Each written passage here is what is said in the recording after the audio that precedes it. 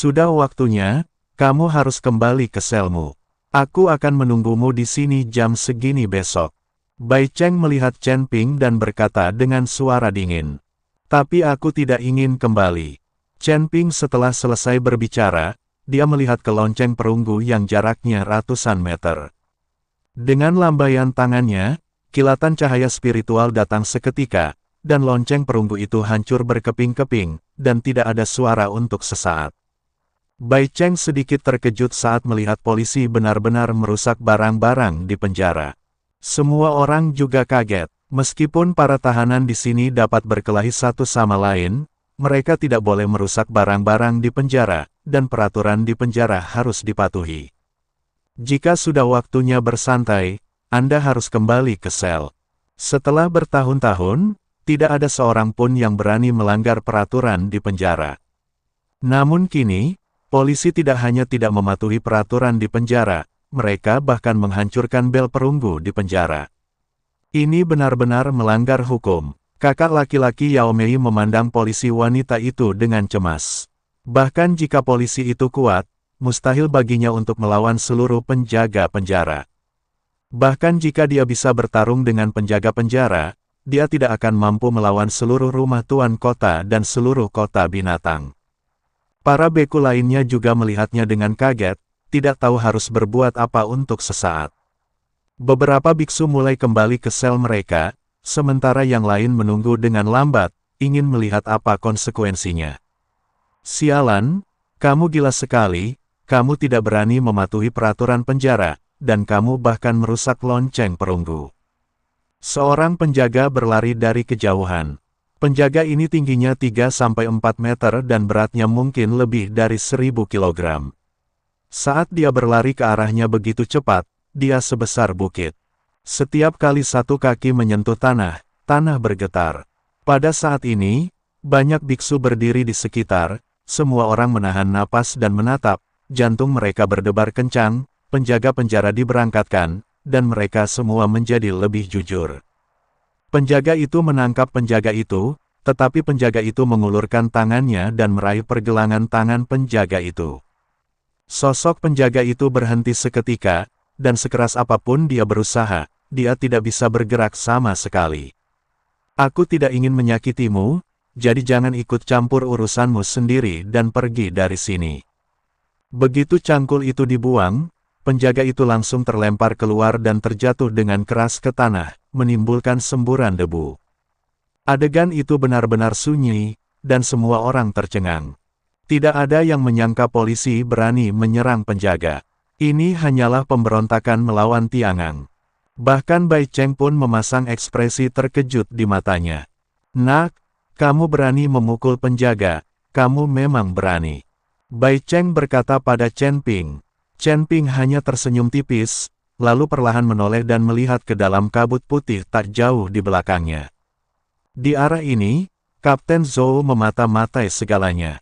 Ketika dia melihat Chen Ping melihat ke arah ini, Kapten Zhou sedikit terkejut.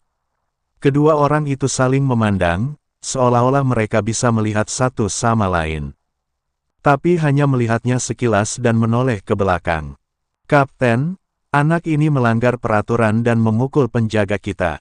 Kita tidak boleh membiarkannya. Seorang penjaga di sebelah Kapten Zhou berkata dengan marah.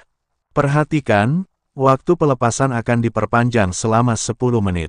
Setelah 10 menit, setiap orang harus kembali ke sel, jika tidak mereka akan ditembak mati. Kata Kapten Zhou. Ketika penjaga mendengar ini, dia membuka mulutnya, tetapi pada akhirnya dia tidak mengatakan apa-apa dan pergi untuk menyampaikannya. Semua tahanan, dengar, waktu istirahat akan diperpanjang 10 menit. Setelah 10 menit, kamu harus kembali ke selmu, kalau tidak kamu akan ditembak. Teriak penjaga itu. Astaga, apa yang terjadi? Paradenya diperpanjang 10 menit. Apa karena anak ini? Apa latar belakang anak ini? Dia telah mengubah semua peraturan penjara. Luar biasa sekali, mungkin ada peluang besar di belakang anak ini. Banyak biksu mulai membicarakan identitas wanita itu. Bahkan mata saudara perempuan dan laki-laki itu terbuka lebar dan menatapnya dengan tidak percaya. Chen Ping sebenarnya meminta pihak penjara mengubah aturan. Identitas macam apa ini? Bahkan Bai Cheng sedikit terkejut, dia tidak menyangka bahwa tindakan Chen Ping tidak hanya tidak akan menarik lebih banyak penjaga, tetapi juga akan memperpanjang waktu pelepasan. Wah, sepertinya kamu punya kekuatan di belakangmu, tapi kamu telah menyinggung orang yang salah. Dalam 10 menit, aku bisa membunuhmu 100 kali. Bai Cheng mengancam Chen Ping. Chen Ping tersenyum, apakah kamu naga? Ya, aku naga, kamu jenis kucing dan anjing apa? Bai Cheng berkata dengan sikap bangga. Kenapa kamu tidak terlihat seperti naga bagiku? Kamu lebih terlihat seperti ular yang menggali tanah. Chen Ping masih ada senyuman di wajahku. Apa katamu? Bai Cheng langsung marah, apakah kamu buta? Tidak bisakah kamu melihat tanduk naga di kepalaku? Jika kamu berani mengatakan bahwa aku bukan naga, maka aku akan membiarkanmu melihat kekuatan naga kita. Setelah mengatakan itu, Bai Cheng melompat dan menyerang ke arah musuh. Kekosongan berguncang seketika, dan angin berkerut. Chen Ping melihat Bai Cheng mengambil tindakan, dia merasakan aura di tubuh Bai Cheng, dan senyuman di wajahnya menjadi lebih cerah. Hanya kamu yang berani mengatakan bahwa kamu adalah seekor naga. Pernyataan yang tidak tahu malu. Chen Ping setelah mengatakan itu, tubuhnya melompat. Bang! Saat tubuh kedua orang itu saling terkait, suara yang memekakkan telinga terdengar. Kemudian tubuh kedua orang itu berpisah dan berdiri saling membelakangi. Semua orang memperhatikan dengan cermat, tetapi tidak ada yang memperhatikan siapa di antara keduanya yang lebih unggul. Tidak ada orang yang terluka. Chen Ping dan Na Bai Cheng berbalik dan berdiri saling berhadapan lagi. Masih ada senyuman di wajah Chen Ping asteris, tapi wajah Bai Cheng serius. Astaga, klaksonnya hilang. Pada saat ini, seorang biksu tiba-tiba menemukan bahwa tanduk naga di kepala Bai Cheng telah hilang. Pada saat ini, semua biksu melihat ke arah Bai Cheng, dan mereka semua terkejut. Bai Cheng juga bingung dengan diskusi para biksu, dia segera mengulurkan tangan dan menyentuh kepalanya, dan benar saja dia menemukan bahwa tanduk naga itu sudah tidak ada lagi. Tanduk naga palsumu tidak direkatkan dengan kuat. Chen Ping mengulurkan tangannya, dan yang dipegangnya adalah tanduk naga Bai Cheng. Melihat tanduk naga di tangannya, wajah Bai Cheng berubah sangat jelek. Hahaha, aku tertawa terbahak-bahak. Ternyata itu naga palsu. Sial, setelah diintimidasi begitu lama, aku benar-benar mengira dia adalah seekor naga. Dapatkan tanduk naga palsu dan tempelkan di kepalamu. Ini karena kamu ingin menjadi naga. Banyak biksu yang pernah diintimidasi oleh Bai Cheng dan lainnya di masa lalu semuanya tertawa terbahak-bahak dan tersenyum mengejek pada Bai Cheng. Bahkan Kapten Zhou, yang berada di belakang layar, sedikit terkejut, sialan, Bai Cheng orang ini sebenarnya adalah naga palsu. Kapten Zhou tertipu dan salah mengira bahwa Bai Cheng benar-benar seekor naga. Bagaimana saya mengatakannya, klan naga adalah eksistensi paling mulia di antara seluruh klan binatang. Merasakan ejekan orang-orang di sekitarnya, wajah Bai Cheng memerah dan dia berteriak, "Nak, aku akan membiarkanmu mati." Raungan Bai Cheng membawa suara auman naga, dan di dalam tubuhnya, darah mulai melonjak dan mendidih, dan aura menakutkan menyebar kemana-mana. Ada jejak kekuatan naga di aura kota putih, dan semburan auman naga juga nyata. Sepertinya kamu telah mencapai tahap ular. Kamu memang akan berubah menjadi naga dan menjadi naga yang mulia. Namun, kamu belum dianggap sebagai naga, jadi kamu tidak bisa pamer sebagai naga dan menindas orang lain. Chen Ping memandang Bai Cheng dan berkata, Bai Cheng tidak bisa mendengarkan sama sekali, dan langsung meninju, menyebabkan asap dan debu beterbangan kemana-mana, dan energi spiritual melonjak.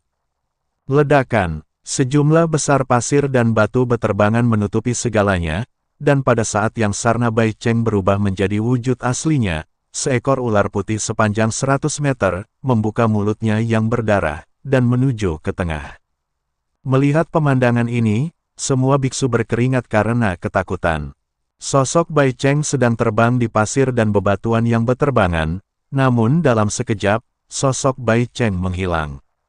Ketika asap perlahan menghilang, semua orang terkejut saat mengetahui bahwa Bai Cheng sedang berlutut di depannya.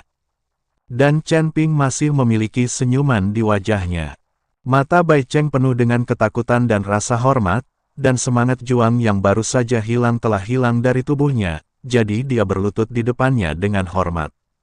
Pemandangan ini membuat semua biksu tercengang. Mereka semua tampak bingung, tidak tahu apa yang terjadi. Kamu, apakah kamu naga asli atau naga emas? Bai Cheng memandang Chen Ping dan bertanya dengan suara yang hanya bisa didengarnya. Pada saat ini, hati Bai Cheng dipenuhi dengan keraguan dan keterkejutan yang tak terhitung jumlahnya. Alasan kenapa dia berlutut di depannya bukan karena dia punya niat apapun, tapi karena dia langsung dikejutkan oleh kekuatan naga yang baru saja dipancarkan olehnya. Tekanan itu membuatnya langsung berlutut dan tanpa sadar. Dia baru saja berubah menjadi wujud aslinya, berniat menggunakan jejak energi naga yang terkondensasi dari tubuhnya untuk menyetrum tubuhnya. Tapi siapa sangka kristal naga tiba-tiba muncul di depan dadanya, dan energi naga yang 1000 kali lebih kuat dari energi naga kentalnya meledak. Pada saat itu, Bai Cheng bahkan melihat seekor naga emas berputar-putar di belakang Chen Ping, seketika menakuti jejak energi naga yang akhirnya terkondensasi di tubuhnya. Bai Cheng juga berlutut tepat di depannya, matanya penuh keterkejutan. Latihan itu tidak mudah. Sekarang setelah kamu memadatkan energi naga, kamu pasti hampir berubah menjadi naga. Hargai itu.